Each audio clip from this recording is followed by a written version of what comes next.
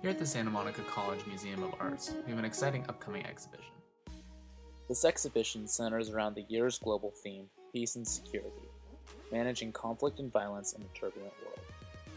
The exhibition comprises of 10 works and is organized chronologically according to the production date of each piece to stress that the need for peace and security transcends any specific time or artistic movement. Peace and security can be either external or internal. Each artwork will either stress anti-war ideals or inner clarity, ultimately promoting a more peaceful world. The first piece of art is a realist photograph by Timothy O'Sullivan, titled A Harvest of Death, Gettysburg, Pennsylvania, July 1963.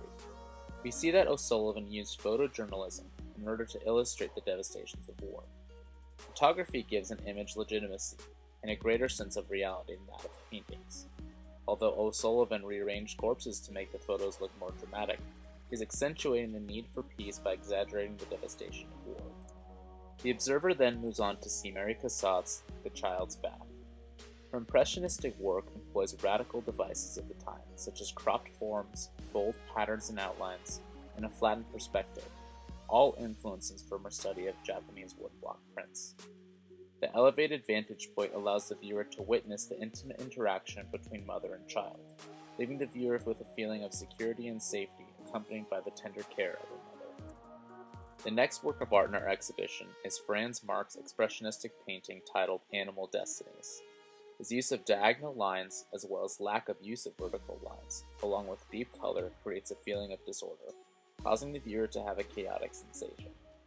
This painting is a premonition of World War I and depicts what the oncoming war would do to the German people. The destruction, chaos, and sadness stress the importance for peace and security. Henri Cartier-Bresson's work titled Behind the Gare Saint-Lazare is the second photo in this exhibition. This surrealist photo captures the apparition of a man suspended in air, forming a dreamlike phenomena. The tranquility of this dreamlike photo leaves the viewer with a feeling of inner harmony.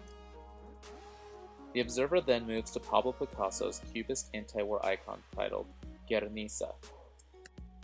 Much of the painting's emotional power comes from its overwhelming size, approximately 11 feet tall and 25 feet wide. Picasso portrays the devastations of war. For example, on the far left is a woman screaming with grief, holding the lifeless body of her dead child. This painting attempts to challenge the accepted norm that war is noble and stresses the importance of peace. The Nominal 3 was created during the Vietnam War, so many individuals sought art that was calm.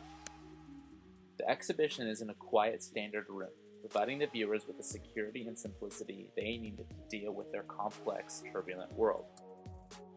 This simplicity soothes the viewer's mind of their troubles and creates inner peace and stability. Our next piece was erected as a result of the Vietnam War and is formally titled The Vietnam Veterans Memorial by Maya Lin. This V-shaped, post-minimalism piece is crafted 10 feet into the ground and presents all the names of the dead and missing in the Vietnam War. The granite's polished surface casts the viewer's shadow upon the names of the dead, symbolically bringing the past and present together. The viewer gains a sense of security due to the fact that these names on the wall went through war in order to bring peace for their people. Lin's work is a symbol for imminent peace, showcasing that these people's sacrifices will not be forgotten. The Man Who Flew into Space from His Apartment was a mixed media installation by Leah Kabakov. This piece was created during one of the most horrifying times in history, the Cold War. In this installation, a man catapults to the moon from his bedroom, blowing off his roof.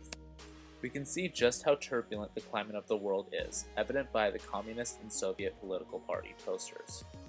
Kabakov wanted to escape, so he depicted a person shooting him or herself to the moon, far from all the chaos where he or she could live in peace.